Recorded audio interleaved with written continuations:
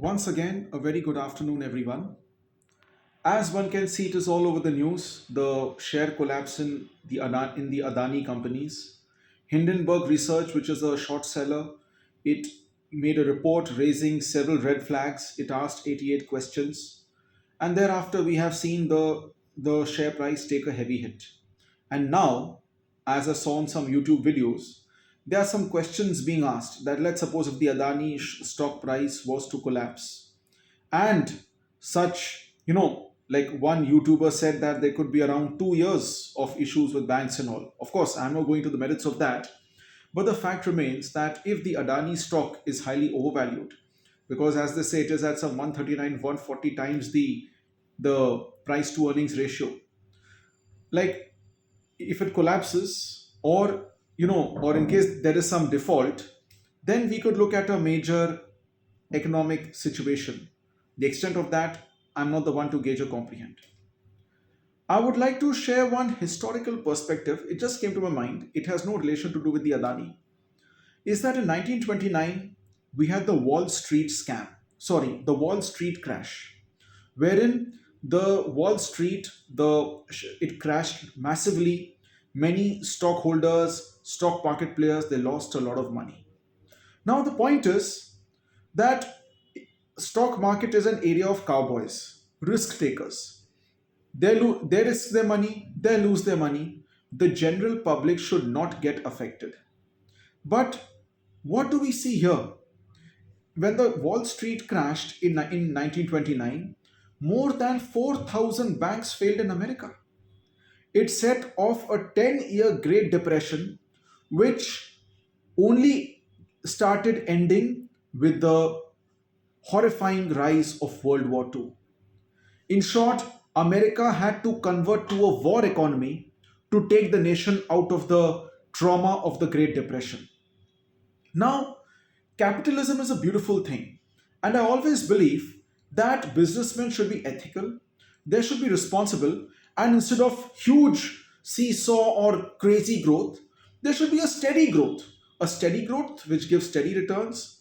Rather than valuation games, shares should focus more on giving dividends as account holders get their regular interests. So the point is, if businesses are handled responsibly, it would be a lot better. Because what happens when things go wrong? When we look at the 1929 Wall Street crash, along with the stock market punters lost money, and we had the entire banking system collapse. The next thing was two monsters started rising. In Germany also, we had the Weimar Republic. The economy crashed, unemployment shot up 20%, and Adolf Hitler's Nazi party, which was getting a vote share of just 2 or 3%, its vote share crossed 30%. And they easily got more than one third of the number of seats in the Reichstag. So 1929, the Wall Street crash happens. 1930, Hitler starts rising, and by 1933, he is in power. So would it be correct to say that Adolf Hitler's rise to power was connected with the Great Depression? The answer is yes.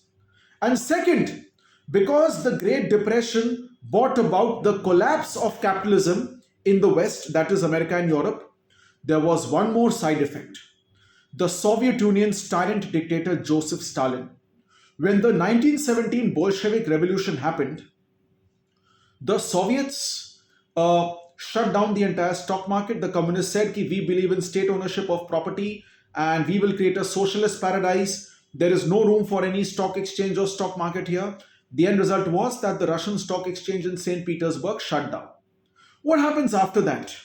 Well, uh, Great Depression is there. America and Europe are all in the doldrums. Adolf Hitler has surged to power in Nazi Germany. And here Joseph Stalin ironically unleashes a wave of industrialization. He conscripts people, gets slave labor, gets gulag, ruthlessly butchers people, creates a Ukraine famine. But then, using the gains of slave labor, he pumps huge amounts of money into industrialization.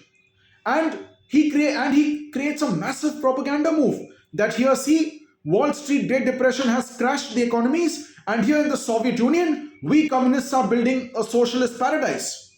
The Dnipro hydroelectric dam, the 10 million ton per annum Magnitogorsk steel plant. The end result was that in the 1930s, as American and European economies lay in dust, struggling from automatically, the surge of Joseph Stalin ensured that workers' riots plagued industries across France. Armaments works were shut down. Similarly, the entire communist movements around the world got a major propaganda boost. That dekho, the Wall Street guys have destroyed themselves, and here Soviet Union, a communist paradise, is charging ahead. So, uh, having spoken this much, what we certainly look at, and then we all know what happened. Tyranny started rising, dictators gained a foothold. Adolf Hitler began saying, I'll build autobahns, I'll build this. They began looting, they began pillaging, and then we had World War II. So the point is, I always say, be it the military, be it politics, or be it business, any leader who comes across as having megalomaniac ambitions must be treated with a pinch of salt. Because remember, in case there is a crash, an economic crash, we had the 2008 Wall Street crash. Wall Street and the stock market punters might tend to take crashes in their strides. But the fact remains that each major crash has a lot of side effects which cannot be measured in terms of money. Therefore, I call upon the people to please be scrutinize. Use your senses, scrutinize people. In fact, not just that, don't just scrutinize on basis of money. If any person is overtly ambitious or displays extreme megalomania, don't stop him, but ask him some serious questions. Because the fact of the matter is that we had Jack Ma in China, he became overtly ambitious. Immediately, the diktat came from the Politburo of the Communist Party and he was shut down. Now, the fact remains the Chinese Politburo also took several measures. I will look into that later. But the point remains, and the fundamental premise I seek to drive here, that megalomania, that being a visionary is good, being an achiever is good, but becoming a hyper ambitious megalomaniac who believes in super exponential growth, because in nature tells us that the only thing which grows super exponentially is cancer. I am Advocate Aditya Pratap, and feel free to ask any questions. I'll be happy to answer them. Have a great day.